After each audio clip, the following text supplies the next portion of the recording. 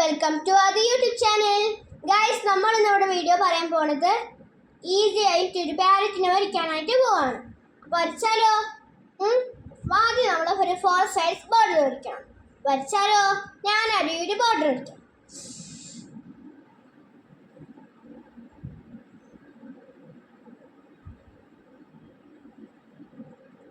അപ്പം ഞാൻ 4 size border വരച്ചു. ഇപ്പം നമ്മളൊന്ന് കുറച്ച് ഈസി ആയിട്ട് പാരറ്റ് വരയ്ക്കാം. ഫസ്റ്റ് ആദ്യം ഒരു 5 വരയ്ക്കണം.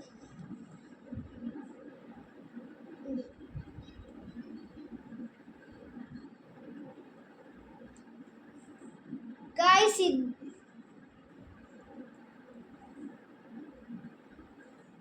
ഇതാണ് എൻ്റെ പാരറ്റ്.